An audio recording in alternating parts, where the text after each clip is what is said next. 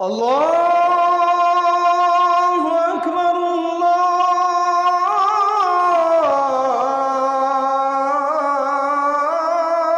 আল্লাহু আকবার। আল্লাহ তাআলা বলেন, ওয়ানাল মাসাজিদা লিল্লাহ। পৃথিবীর মানুষ মনে রেখো, নিশ্চয়ই মসজিদ সমূহ আল্লাহর ঘর। তোমরা আল্লাহর ঘরে অন্য কারো ইবাদত করো না। মানুষ মানুষের ইবাদত করে, এটা আজকে নতুন নয়, আগে থেকেই করে আসছে।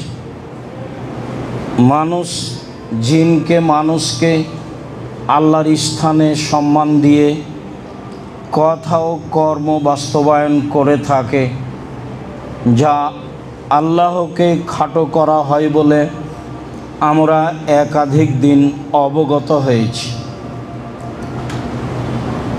এ ব্যাপারে আবু সাঈদ খুদরি রাদিয়াল্লাহু তাআলা আনহু বলেন, রাসূল সাল্লাল্লাহু আলাইহি সাল্লাম বলেছেন, আল আরদু কুল্লুহা মসজিদ।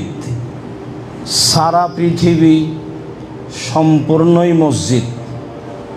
সারা পৃথিবীর সব জায়গাতেই সালাত আদায় করা যায়, ইল্লাল মাকবারা অল হাম্মাম। তবে কবরস্থানে যায় না এবং গোসলখানায় যায় না। কোনো কারণে নিরুপায় কেউ, সেটা ভিন্ন কথা। তবে রাসূল সাল্লাল্লাহু আলাইহি সাল্লাম সারা পৃথিবীকে মসজিদ বলে ঘোষণা দেন। অবশ্যই মানুষ মসজিদে সালাত আদায় করবে, এ কথাই ঠিক। সময়ের গতিতে পৃথিবীর যে কোনো স্থানে সালাত আদায় করবে। সাথে সাথে কবরস্থানে সালাত আদায় করা কঠোরভাবে নিষেধ। জানাজার সালাত কবরস্থানে এমন জায়গায় আদায় করা যাবে না যেখানে কবর আছে, বা সালাত শুরু করলে কবর সামনের দিকে হবে, এমন জায়গায় সালাত আদায় করা যাবে না। কেন? জাবের রাদিয়াল্লাহু তাআলা আনহু বলেন, আল্লাহর নবী বলেছেন, লা তুসাল্লু আলাল কবুরে। পৃথিবীর মানুষ, তোমরা কবরের উপরে সালাত আদায় করো না। ওলা তুসাল্লু ইলাইহা, আর কবরের দিকে মুখ করে সালাত আদায় করো না। অন্য এক বর্ণনায় এসেছে, ওলা তুসাল্লু বাইনাল কবুরে, কবরের মাঝে সালাত আদায় করো না। যেসব মসজিদের ভিতরে কবর আছে সেসব মসজিদে সালাত আদায় করা হারাম, নাজায়েজ। সেসব মসজিদে সালাত আদায় করা যাবে না, যাবে না, এটাই চূড়ান্ত। যেসব জায়গায় সালাত আদায় করলে সামনের দিকে কবর আছে প্রমাণ হয়, সেসব মসজিদেও সালাত আদায় করা যাবে না। যেসব মসজিদে পাশে কবর রয়েছে সেসব জায়গাতেও সালাত আদায় করা যাবে না। তবে কবর যদি নিজস্ব জমিতে হয় আর মসজিদ যদি অক্ষ হয়, তাহলে মসজিদ ও কবরের মাঝে একটু অতিরিক্ত প্রাচীর থাকতে হবে, যেটা মসজিদের দেওয়াল থেকে ভিন্ন, যেটা কবরের ঘেরা থেকে ভিন্ন। অতিরিক্ত একটি প্রাচীর দিয়ে কবর থেকে মসজিদকে ভিন্ন করে নিতে হবে। আশা যে বিষয়টি আমাদের কাছে দিনের মতো স্পষ্ট হয়েছে। ভবিষ্যতে কোনো দিন কোনো জায়গায় যদি সালাত আদায় করে নিই, পরে বুঝতে পারি যে অত্র মসজিদে কবর আছে, বা পাশে কবর আছে, বা সামনে কবর আছে, তাহলে সেই সালাত আবারও পড়তে হবে। ভালোভাবে মনে রাখতে হবে। আপনি মনে রাখবেন, আরও দিনই ভাই বোনকে বলবেন। যত দিন কথা স্মরণ থাকবে ততদিন আর একজনকে সময় সুযোগে বলতে থাকবেন। এটাই আল্লাহর নবীর আদেশ। আশা যে সকলেই পালন করবেন। ঢাকা শহরের অনেক মসজিদের ভিতরে কবর আছে, যা আপনাদের জানা কথা। সবাই পড়ছে যে এর উত্তর আমাকে আপনাকে দিতে হবে না, সলাত হবে না, এ কথাই ঠিক, এ নিয়ে আর নতুন কিছু বলার নেই। আবু হুরায়রা রাদিয়াল্লাহু তাআলা আনহু বলেন, রাসূল সাল্লাল্লাহু আলাইহি সাল্লাম বলেছেন, সাল্লু ফি মারাবিজিল গানাম, যেখানে ছাগল বাঁধা থাকে সেখানে সলাত আদায় করতে পারো, আদেশ করলেন। আর বললেন, ওয়ালা তুসাল্লু ফি আতানিল ইবিল, যেখানে উট বাঁধা থাকে সেখানে সলাত আদায় করো না। হাদিস সহিহ। রহস্য কি? রহস্য হলো এই যে উট হলো ভয়াবহ প্রাণী, আপনি সেখানে সলাত আদায় করবেন, বিষয়টি আপনার জন্য নিরাপদ নয়। সেই জন্য থাকলো আর একটি কথা, যে ছাগল বাঁধা জায়গায় সলাত আদায় করব আদেশ করলেন, তো ছাগলের পেশাবের ব্যাপার আছে যে, তো সেটা পূর্বের কথা আবারও মনে রাখা ভালো হয়। আসলে আমি কাপড় গাভীর পেশাবে ভিজিয়ে সলাত আদায় করতে বলিনি, তা ছিল একটা পরিস্থিতি। চাঁপাইনবাবগঞ্জের পল্লী এলাকায় বক্তব্য দিচ্ছিলাম। মহিলারা সাধারণত বাড়ির পিছন দিকে সমতল জমিতে পেশাব করতে বসে, পানি ছিটে এসে গায়ে কাপড়ে লাগে। এই কাপড়ে সলাত হবে না, কেননা মানুষের পেশাব ভয়াবহ, মানুষের পেশাবের কারণেই কবরের শাস্তি হয়, এ কথা আল্লাহর নবী বলেন। পক্ষান্তরে হালাল পশু প্রাণীর পেশাবের কথাটা বলা হয়েছিল এইভাবে, যা মৌলিক উদ্দেশ্য ছিল না। একাধিক হাদিস রয়েছে যে আল্লাহর নবী ওই লোকগুলোকে বললেন, যাও তোমরা সাদা কারণ যেখানে বাঁধা আছে ওখানে যাও, ওখানে থাকো, উটের দুধ খাও, পেশাব খাও। তা ছিল ওরানা ওকাইল গোত্রের লোকেরা, ওদের মদিনার আবহাওয়া অনুকূলে হয়নি, পেট ফুলে গেছিল, তখন তিনি তাদেরকে উটের পেশাব খেতে বলেছিলেন আর দুধ খেতে বলেছিলেন, যাতে তারা ভালো হয়ে গেছিল। অবশ্যই অপবিত্র হলে পৃথিবীর এত বড় মানুষ খেতে বলতেন না। হাদিস বুখারী মুসলিম। বিবেচনার সুযোগ মানুষের নেই, সুযোগ বিবেচনা করতে হবে না, দাম নেই, যা আছে তাই। যেখানে এরকম ভাবা যায় সেখানে ভাবতে হবে, এখানে নয়। তারপরে তিনি বললেন, ছাগল বাঁধার জায়গায় সলাত আদায় করো। তার মানে ছাগলের পেশাব যদি থাকে, সেই জায়গা যদি শুষ্ক হয়ে যায়, সলাত আদায়ের উপযুক্ত হয়, তাহলে ওই পেশাবের কারণে আপনার সলাতের কোনো সমস্যা নেই। তিনি আদেশ করলেন, ছাগল বাঁধা জায়গায় সলাত আদায় করো। তিনি বললেন, উট বাঁধা জায়গায় সলাত আদায় করো না। তা ছিল সতর্কবাণী, উট ভয়াবহ প্রাণী। এই জন্য সম্মানিত দিনী ভাই বোন, আমরা সলাতের জায়গা হিসাবে সতর্ক হচ্ছিলাম কিছু কথা, মসজিদ নিয়ে আরও বেশ কিছু সতর্কবাণী। আমর ইবনে শুআয়ব আন আবিহি আন জাদ্দিহি, আমর ইবনে শুআয়ব তার পিতার মধ্যস্থতায় তার দাদা থেকে বর্ণনা করেন। তার দাদা বলেন, নাহা রাসূলুল্লাহ সাল্লাল্লাহু আলাইহি সাল্লাম আন তানাসুদিল আসার ফিল মসজিদ ওয়াই ইয়াবিয়া ওয়া ইয়াশতারিয়া ফিহে, মসজিদে কবিতা গাওয়া নিষেধ। নিতান্তই যদি কবিতায় কোনো কল্যাণমূলক কথা থাকে তাহলে মসজিদে বলা যাবে, তাছাড়া যাতে কোনো কোরআন হাদিসের কথা নেই, এমনি গান গাজাল বা কবিতা এইসব কিছু মসজিদে পড়া যাবে না, আল্লাহ রাসূল নিষেধ করলেন। তিনি বললেন, মসজিদে ক্রয় বিক্রয় করা যাবে না। তিনি বললেন, মসজিদে এমন একটি জায়গা, ইউতাহাল্লাকান নাসে ইয়াউমাল জুমআ কাবলা সলাতে, সলাতের পূর্বে মসজিদে গোল হয়ে বসা যাবে না, পরবর্তীতে কোনো কিছুর কারণে বসা যেতে পারে। সলাতের পূর্বেই খুতবা চলাকালীন বা সলাত চলাকালীন গোল হয়ে মানুষ 5 জন 7 জন বসে কথা বলবে, এমন কর্মকে রাসূল সাল্লাল্লাহু আলাইহি ওয়াসাল্লাম নিষেধ করেন। আবু হুরায়রা রাদিয়াল্লাহু তাআলা আনহু বলেন, রাসূল সাল্লাল্লাহু আলাইহি সাল্লাম বলেছেন, এজা রাআইতুম আইয়াবিয়া আয়াবতা ফিল মসজিদ ফাকুলু লা আরবাহাল্লাহু তিজারাতাক। তোমরা যদি কাউকে দেখতে পাও মসজিদে কোনো জিনিস কিনছে বা বিক্রি করছে, ক্রয় বিক্রয় করছে, তাহলে তোমরা উত্তর দিবা, আল্লাহ যেন তোমাদের ব্যবসায় বরকত দান না করেন। এটা আপনাকে বলতে হবে, এটা আদেশ, যেন তোমার এই ব্যবসায় আল্লাহ বরকত না দেয়। তিনি বললেন তারপরে, ওয়া ইন রাআইতুম আয়ানসুদা যাল্লাতা ফাকুলু লা রাদ্দাহাল্লাহু আলাইকা।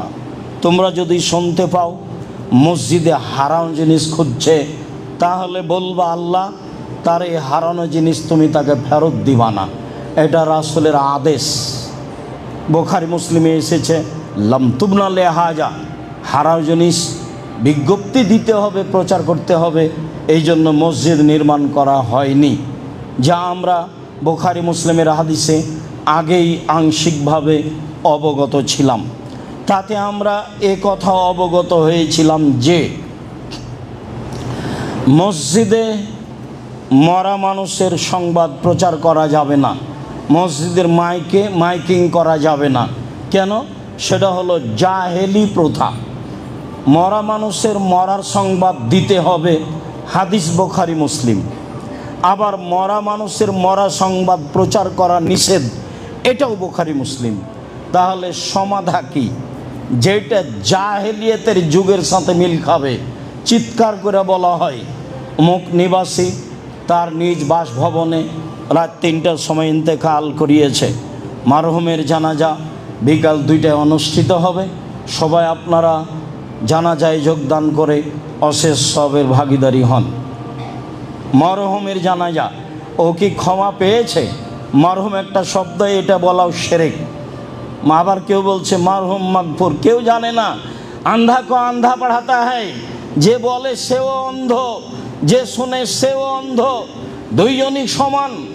যে মারা গেছে তাকে মাগফুর মারহুম বলা যাবে না, এতটুক বলা যাবে আল্লাহ তাকে ক্ষমা করো, গাফার আল্লাহু লাহু, আল্লাহ তুমি তাকে ক্ষমা করো, রাহেমাহুল্লাহ, আল্লাহ তুমি তার প্রতি দয়া করো, এমন কথা বলা যায়।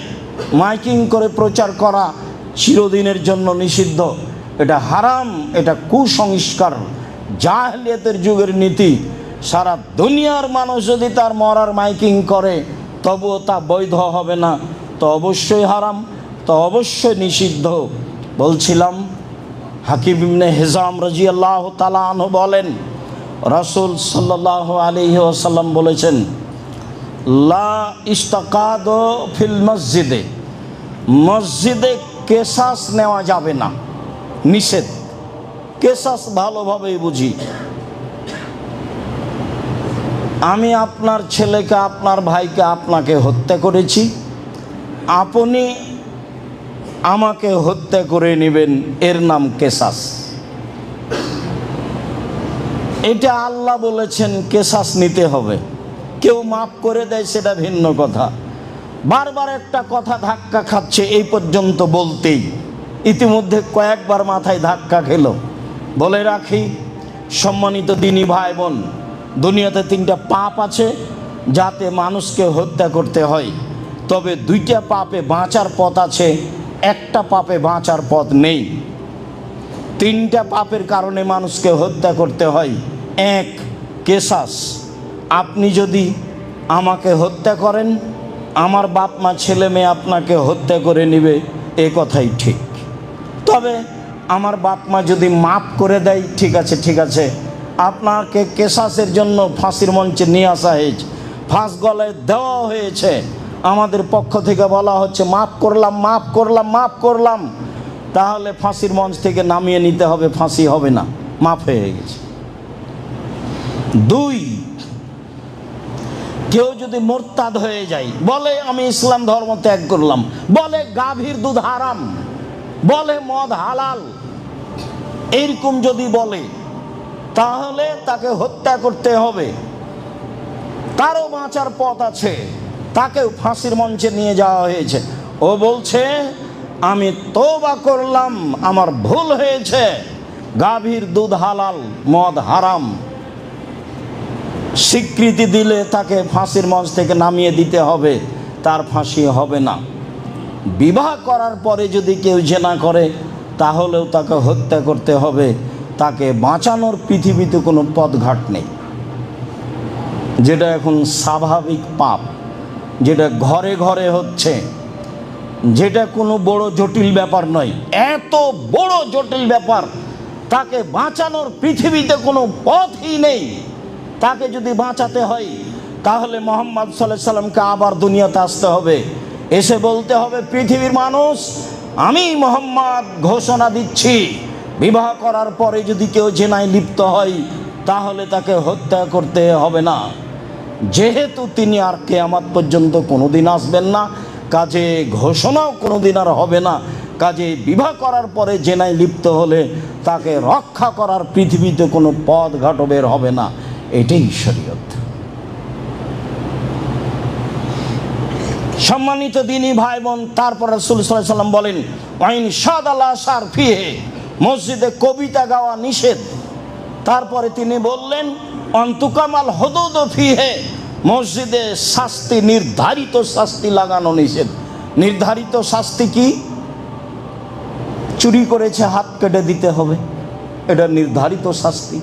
অপবাদ লাগিয়েছে 80 লাঠি পিটাতে হবে, এটা নির্ধারিত শাস্তি। অবিবাহিত অবস্থায় জেনা করেছে 100 লাঠি পিটাতে হবে, এটা নির্ধারিত শাস্তি। যেগুলো শরীয়তে নির্ধারিত শাস্তি রয়েছে সেগুলো মসজিদে বাস্তবায়ন করা যাবে না। তাহলে বেশ কিছু নিষিদ্ধ মসজিদে তা ধারাবাহিকভাবে অবগত হচ্ছিলাম, যদিও মসজিদ অনেক কিছুর জায়গা, এরপরেও এসব কিছু মসজিদে করা যাবে না বলে রাসূল সাল্লাল্লাহু আলাইহি সাল্লাম বলেন, যা ধারাবাহিকভাবে আপনার সামনে পেশ করছিলাম সতর্কবাণীতে। তারপরে চলেন আমরা আবার পরিষ্কার পরিচ্ছন্নতায় ফিরে যাই। আয়েশা রাদিয়াল্লাহু তাআলা আনহা বলেন রাসূল সাল্লাল্লাহু আলাইহি ওয়াসাল্লাম বলেছেন, আদেশ করেছেন, বেনাইল মসজিদ ফিদ্দুর, পাড়ায় পাড়ায় মসজিদ তৈরি করো এবং তাকে পরিষ্কার পরিচ্ছন্ন রাখো। পরিষ্কার পরিচ্ছন্নের বিষয়টি অতীব জরুরি। সাহেব ইবনে খাল্লাদ বলেন হুয়া রাজুলুন মিন আসহাবি রাসূলিল্লাহ সাল্লাল্লাহু আলাইহি সাল্লাম, সাহেব ইবনে খাল্লাদ একজন সাহাবী। কালা ইন্না রাজুলান আম্মান নাসা, তিনি একটা লোককে দেখলেন জনগণের এমামতি করছে। ফাবাসাকা ফিল কিবলা, সে এমামতি করাকালীন সামনের দিকে থুথু ফেলে দিল। এই অবস্থা আল্লাহর নবী দেখলেন।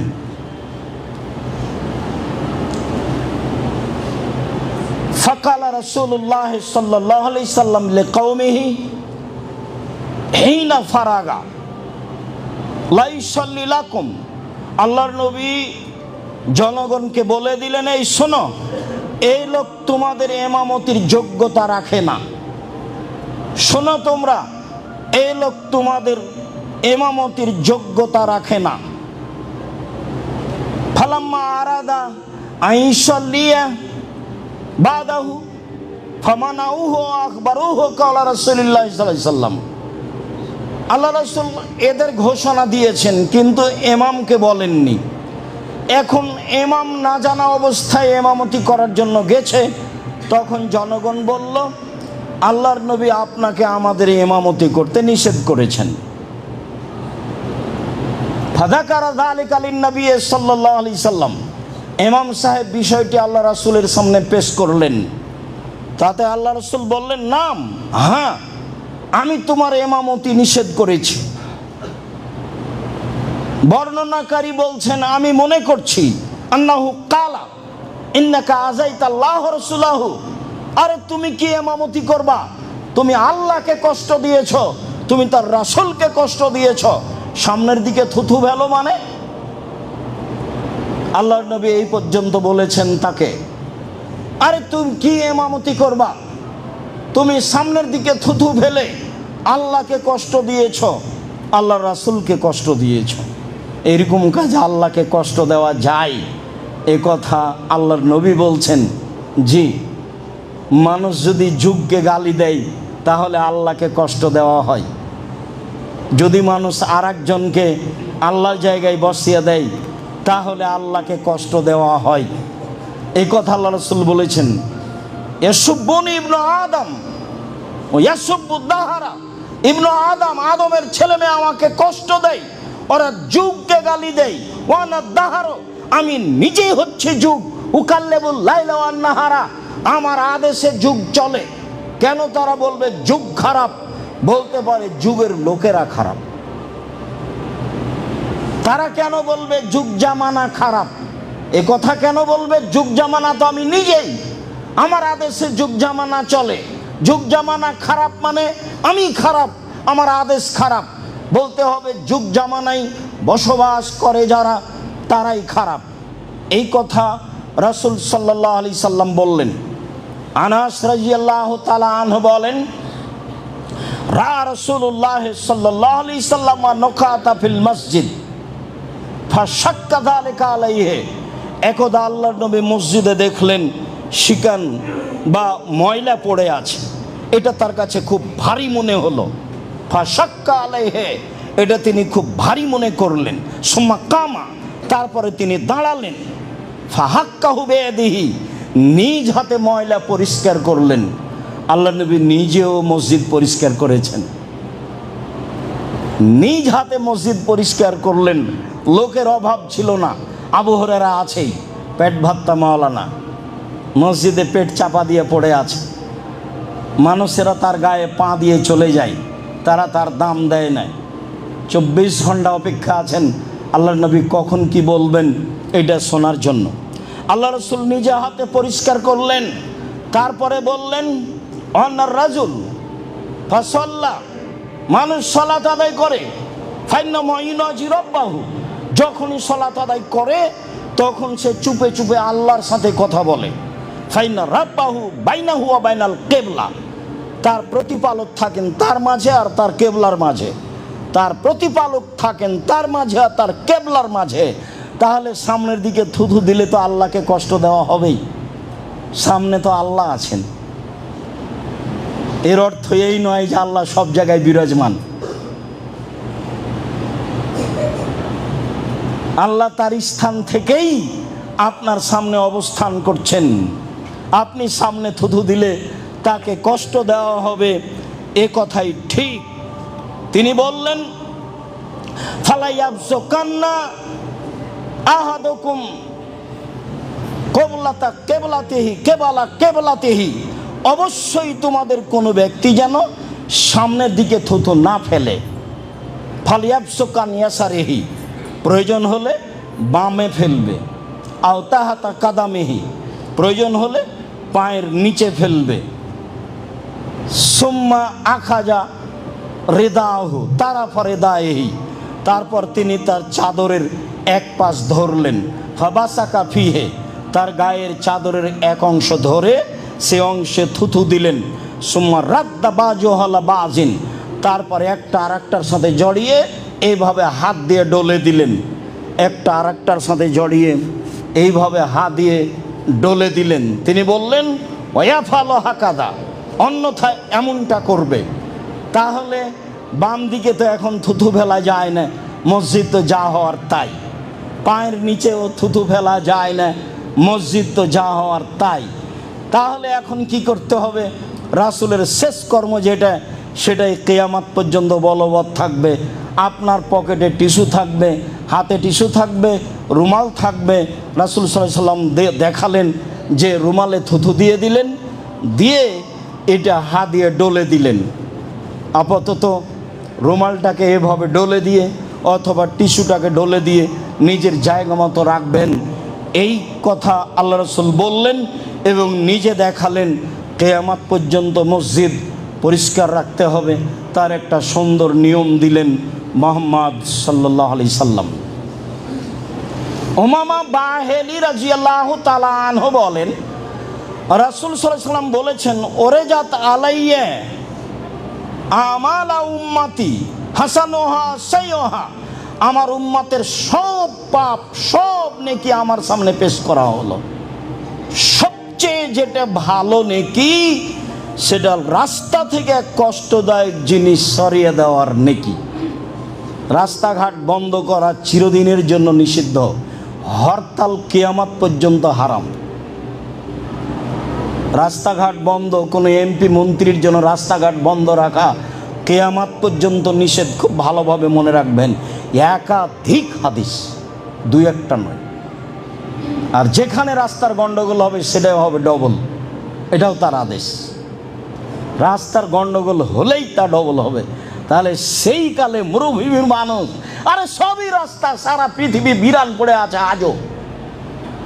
যান 1500 বছর পরে গিয়ে দেখেন সারা পৃথিবী ফাঁকা, গোটা দেশ ফাঁকা, ঘন্টার ঘন্টা গাড়ি চলে, কোনো বাড়ি ঘর নেই। রাস্তার সমস্যা তো আমাদের দেশে, ঘনবস্তি। মনে হচ্ছে যে তিনি আমাদের দেশে, আমাদের বাড়ি, আমাদের এলাকা দেখেছেন, দেখে এরকম আদেশ করছেন ভাবে মনে হচ্ছে। সম্মানিত দিনী ভাই বোন, তিনি বললেন আমার কাছে সবচেয়ে যেটা খারাপ পাপ পেশ করা হলো সেটা হলো মসজিদে ময়লা পড়ে আছে, তা পরিষ্কার করা হলো না। এই পাপ আমার কাছে সবচেয়ে খারাপ। পরিষ্কারের বিষয়টি খুব ভালোভাবে যারা আপনারা মসজিদের তদারকি করেন, দেখাশোনা করেন, সভাপতি হিসাবে, মুতাওয়াল্লি হিসাবে, সেক্রেটারি হিসাবে, মসজিদে ঢোকার সাথেই আপনি বারান্দা থেকে দেখা শুরু করবেন মসজিদের অবস্থা কি, ঝকঝকে হয়ে আছে কিনা, পরিষ্কার ঠিক আছে কিনা, মাদুর ঠিক মতো আছে কিনা, সব কিছু সাজানো গোছানো কিনা, সব আপনাকে তদন্ত করতে হবে। এর নাম দায়িত্বশীল। সম্মানিত দিনী ভাই বোন, মসজিদে ঢুকলে দুয়ার কয়েকটি পদ্ধতি। ওসাইদ রাদিয়াল্লাহু তাআলা আনহু বলেন, আল্লাহর নবী বলেছেন, এজা দাখালা আহাদুকুমুল মসজিদা ফালিয়াকুল আল্লাহুম্মা আফতাহ লি আবওয়াবা রাহমাতিক। এটা তিনি আদেশ করলেন, কেউ যদি মসজিদে ঢোকে তাহলে সেজন্য বলে আল্লাহুম্মা আফতাহ লি আবওয়াবা রাহমাতিক, তোমার রহমতের দরজা আমার জন্য খুলে দাও। ওই যা খারাজা মিনহু, আর যখন বের হবে ফালিয়াকুল সেজন্য বলে, আল্লাহ নবী আদেশ করলেন আল্লাহুম্মা ইন্নী আসআলুকা মিন ফাজলিক, আমি তোমার অনুগ্রহ চাচ্ছি। ব্যবসা বাণিজ্য, দোকান খুলছি, টাকা পয়সা বেশি করে দাও, দোকানে লস হয় না যেন। সলাতে এসেছিলাম, দরজা রহমতের খুলতে বলেছি, আর এখন যাচ্ছি বলছি ফাজল দিয়ে দাও, দোকান খোলার সাথে সাথে যেন মানুষজন আছে, বিক্রি হয় যেন বেশি। মনে একটু ভাববেন, ও তো ফাজল, ও তো এইভাবে বুঝেননি, কোনোদিন খেয়াল করেননি। মানে এখন তো চলে যাচ্ছি, ফাজল যাচ্ছি। ফাজল কি? ব্যবসা বাণিজ্য, টাকা পয়সা, জমি জায়গা, গরু ছাগল, আহাল পরিবার, যার নাম সম্পদ তার নাম ফাজল। মসজিদ থেকে বের হয়েছে, এখন সে ফাজল অনুগ্রহ করব, খুঁজবো, তল্লাশি চালাবো কোথায় আছে তার ফাজল অনুগ্রহ। বহুবার বলেছি বসে থেকে খাবেন না, ছেলের উপার্জন খাবেন, এটা যেন মাথায় না আসে। যতদিন কাজ করে খেতে পারবেন ততদিন কাজ করে খাবেন, এ কথাই ঠিক। নিজ হাতে উপার্জন করে খেতে শিখুন, সবচেয়ে উত্তম খাদ্য। দাউদ আলাইহিস সালাম নিজ হাতে উপার্জন করে খেতেন। আল্লাহ রাসূল তার অনেক প্রশংসা করেছেন। বলছিলাম,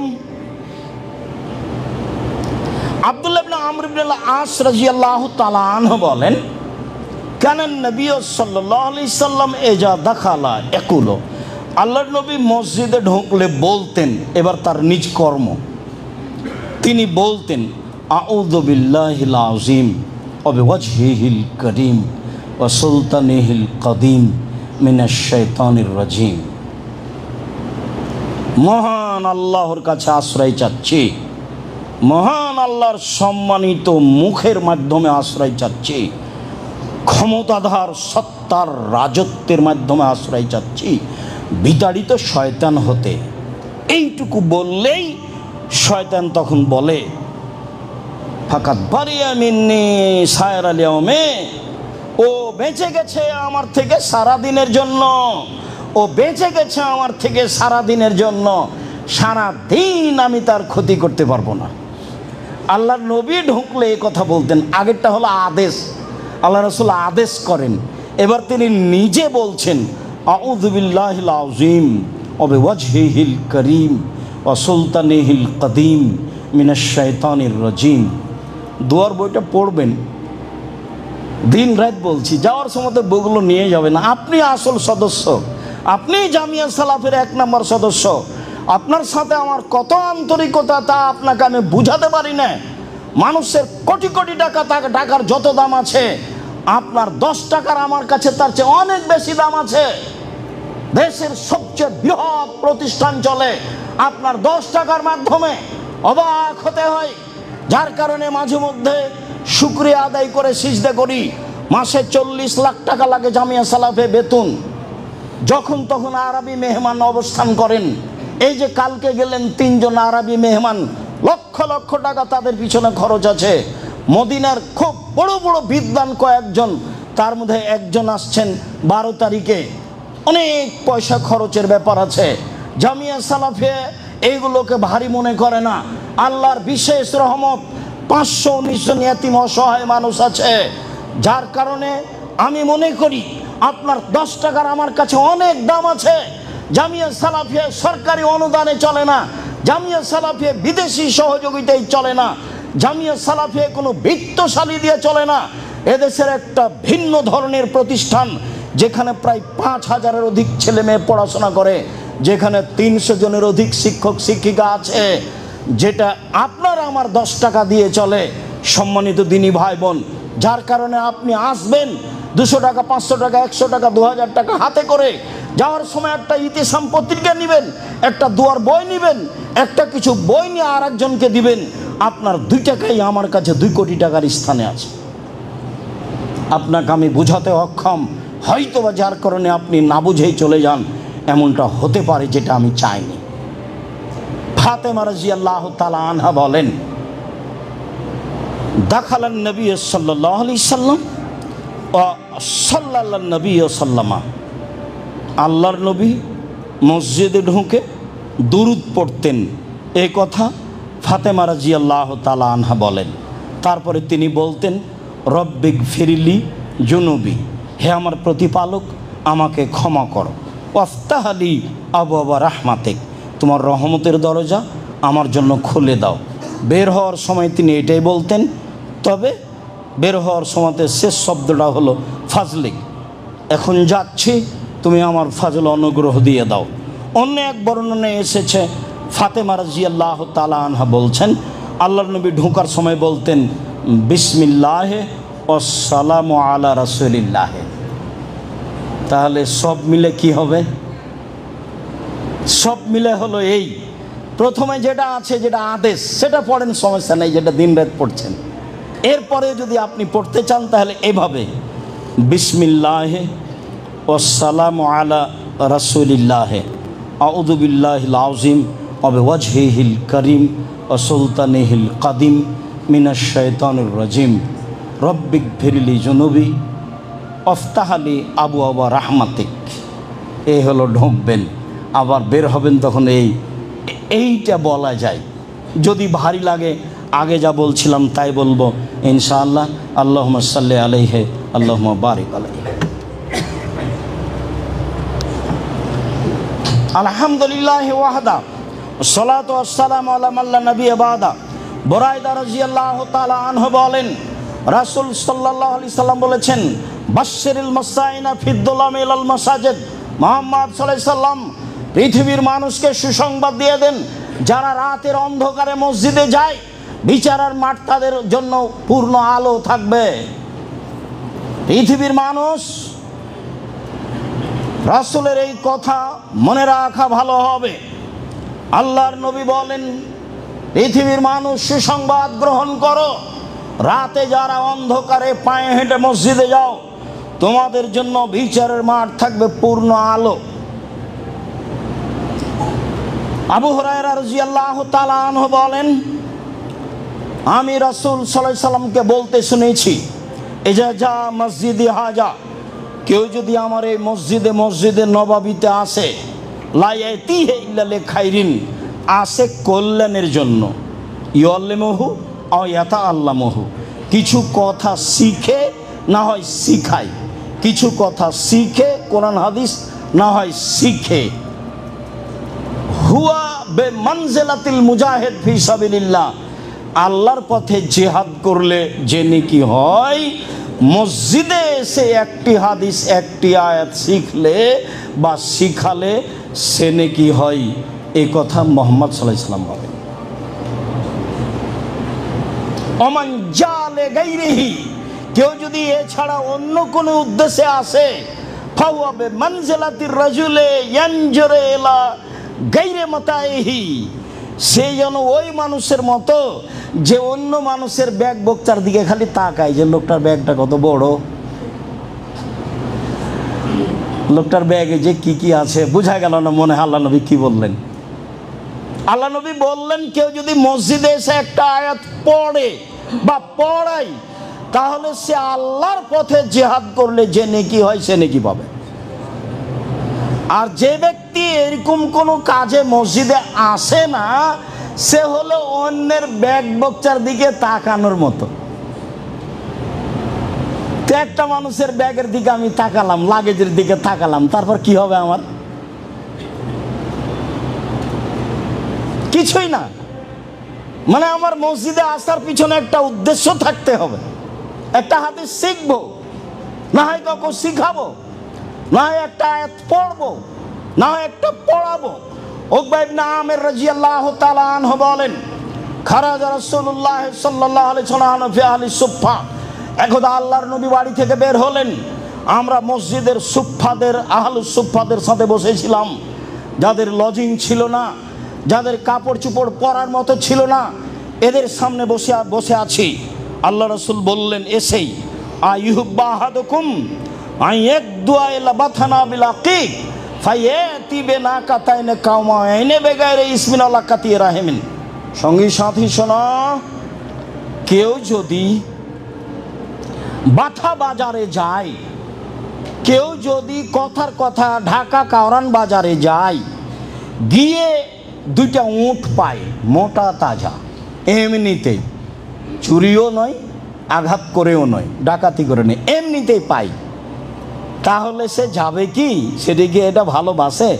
তো সাহাবীগণ বলছেন, আল্লাহ রাসূল কুল্লুনা নুহিব্বু যালিকা, সবাই ভালোবাসি, সবাই ভালোবাসি, কে না চায় না? এরকম ভাবে যদি পাওয়া যায় তাহলে তো বিশাল ব্যাপার, ও তো 3-4 লাখ টাকা দাম লাগবে। হ্যাঁ, খুব ভালোবাসি। তখন আল্লাহ রাসূল বলছেন, আফালা ইয়াকদু আহাদুকুম ইলাল মসজিদ, তোমাদের কেউ মসজিদে যেতে পারে না? ফায়াকরাউ আয়াতাইনে, মসজিদে গিয়ে দুটো আয়াত পড়বে, খায়রান মিন নাকাতাইনে, দুইটি আয়াত, দুইটা দামি লাল উটের চেয়ে বেশি, 3 আয়াত 3টা লাল দামি উটের চেয়ে বেশি, 4 আয়াত 4টা লাল দামি উটের চেয়ে বেশি, যত আয়াত পড়বে তত উটের চেয়ে বেশি। হাদিস বুখারী মুসলিম। কি বিচার করবেন? মসজিদে গিয়ে সালামের পরে দুইটা হলো আয়াত পড়ার চেষ্টা করবেন। যদি কোরআন মাজিদ না থাকে 2 রাকাত পড়ে বসে বসে ইখলাস ফালাক নাস পড়বেন। সালামের পরে বসে থাকবেন, দুটা আয়াত কোরআন মাজিদ পড়বেন। আমাদের দেশের লোক কোরআন কম পড়ে, হজ করতে গেলে পড়ে, শুধু খালি ওর ঠগার পাতা, ও খালি হুজুর খালি ঠগিয়ে দিয়ে ঝগে, এখানে কোরআন মাজিদ পড়ে না। তো কাবা ঘরে গিয়ে হজ করতে গিয়ে কোরআন মাজিদ পড়ে, তো কোরআন মাজিদ পড়লে অক্ষর প্রতি 10 নেকি হবে, কাবা ঘরে হেলান দিয়েও পড়লে হবে, জঙ্গলে পড়লেও হবে, 10-10ই থাকবে। তফ করলে হবে, সালাত আদায় 2 রাকাত করলে হবে, বলে কে? সবাই তো বেদাতি, প্রায় সবাই প্রায় মুশরিক, কে কাকে বলবে? তখন এরা কোরআন মাজিদ ধরেছে ওখানে গিয়ে, আর বাকিগুলো বলছে চলো মদিনায় গিয়ে 40 ওয়াক্ত। এ হলো হজ, এরা কোরআন আর ওরা হলো মদিনায় গিয়ে 40 ওয়াক্ত। এই নিয়ে হজ, টাকাটা এবারে 16 আনাই লস, এখানি লস হয়ে গেছে ঢাকা হাজি ক্যাম্পে। আমি বুঝাতে অক্ষম। সম্মানিত দিনী ভাই বোন, রাসূল সাল্লাল্লাহু আলাইহি ওয়াসাল্লাম এভাবে বললেন, মসজিদে কোরআন মাজিদ পড়তে অভ্যাসী হই। আলোচনার শেষে চলে আসলাম। আবু হুরায়রা রাদিয়াল্লাহু তাআলা আনহু বলেন, রাসূল সাল্লাল্লাহু আলাইহি সাল্লাম বলেছেন, মান নাফাসাল মুমিনিন কুরবাতান মিন কুরাবিদ দুনিয়া নাফাসাল্লাহু আনহু কুরবাতান মিন কুরাবি ইয়াউমিল কিয়ামা। কেউ যদি কোনো মানুষকে, দুনিয়াতে বিপদগ্রস্ত মানুষকে যদি উদ্ধার করে, তাহলে আল্লাহ তাকে বিচারের মাঠে উদ্ধার করবেন। এ ওয়াদা আল্লাহর নবী করেছেন। তিনি বলেছেন ওমা ইয়াসসারা আন মুমিনিন ইয়াসসারাল্লাহু আলাইহি ফিদ দুনিয়া ওয়াল আখিরা।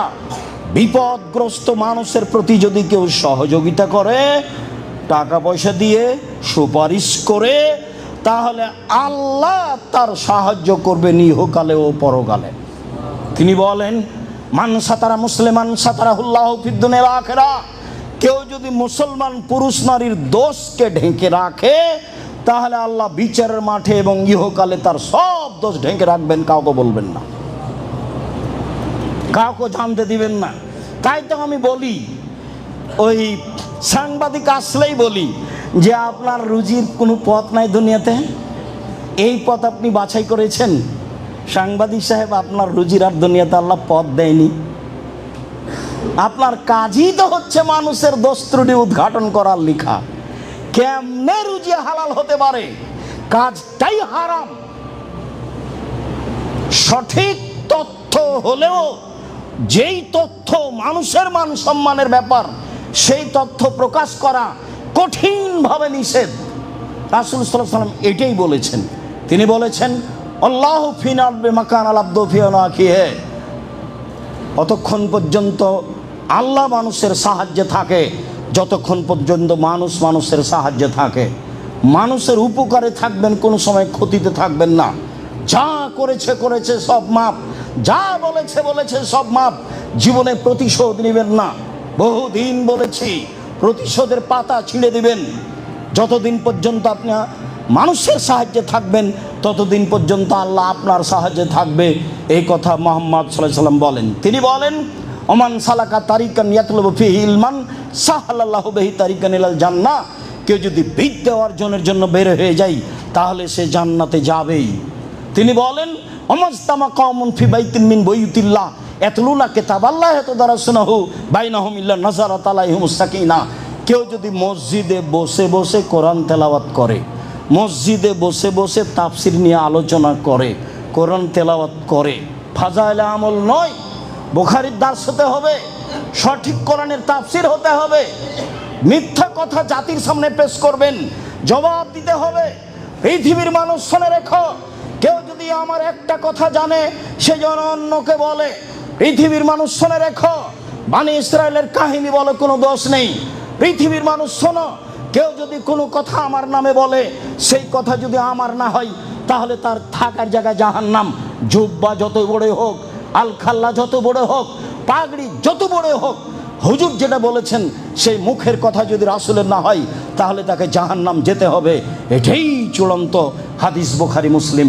সম্মানিত দিনী ভাই বোন, মসজিদে বসে কোরআন তেলাওয়াত হবে, আলোচনা হবে, বুখারীর দার্স হবে, তাহলে এই জায়গাটুকুকে ফেরেশতা ঘিরে নেবেন। আল্লাহ এইটুকু দয়া রহমত দিয়ে ঘিরে নেবেন। আর যারা পড়বে তাদের ব্যাপারে গৌরব করবেন জিবরাইল, মেকাইল সবার সাথে। দেখো, এদেরকে সৃষ্টি করতে নিষেধ করেছিলে, দেখো না কেমন তারা দার্স তাদরিসের কাজ করে, আমার চর্চা করে, আমাকে চিনা জানার হিসাব করে। এদের তুমি নিষেধ করেছিলে সৃষ্টি করতে। এরপরে বলছেন শেষ বাক্য, মান বাত্তাবিহি আমালুহু লাম ইসরাবিহি নাসাবুহু। যদি কারো কর্ম কাউকে পিছে হটিয়ে দেয়, তার বংশ মর্যাদা তাকে আগে বাড়াতে পারবে না। চৌধুরী নাম দিয়ে আপনি বিচারের মাঠে লাভ করতে পারবেন না। প্রধান দিয়ে আপনি বিচারের মাঠে লাভ করতে পারবেন না। ভাবি বাপ অনেক বড় মানুষ, সেই জন্য আপনার কোনো কাজে আসবে এই কথা নয়। আল্লাহ রসুল বলছেন, কাউকে যদি কারো কর্ম যদি কাউকে পিছে হটিয়ে দেয়, বংশ মর্যাদা তাকে আগে বাড়াতে পারবে না। এই কথাই ঠিক। সম্মানিত দিনী ভাই বোন, মসজিদে কোরআন তেলাওয়াত করব, মসজিদে দিনী আলোচনা করব, মসজিদে রাসূলের সঠিক কথাগুলি বলার চেষ্টা করব। এটা আমাদের চেষ্টা করতে হবে, নিজ পাড়ায় চেষ্টা করতে হবে, ব্যবস্থা করতে হবে। যারা দায়িত্বশীল তাদেরকে করতে হবে। সম্মানিত দিনী ভাই বোন, আজকে মসজিদের আলোচনা এই পর্যন্ত শেষ করে আমি শেষে আপনাকে আবারও বলছি, আপনি অবশ্যই জামিয়া সালাফের কথাটা মনে রাখবেন। আপনি 500 টাকা, 200 টাকা, 5 টাকা, 1 টাকা হলেও কোটাটায় দিয়ে যাবেন। আপনি হচ্ছেন আসল ব্যক্তি জামিয়া সালাফিয়ার। কাজে কোনো সময় আপনি নিরাশা হবেন না, মনটা খারাপ করবেন না, মনটা সংকুচিত করবেন না। কম হোক আর বেশি হোক, সাথে সাথে রাসূলের এই বলা কথাগুলি নিজের জীবনে বাস্তবায়ন করার চেষ্টা করবেন। আল্লাহ আমাদের যারা মারা গেছে তুমি তাদের কবরের শাস্তি মাফ করো, আমরা যারা অসুস্থ তুমি তাদের আরোগ্য দান করো, আমরা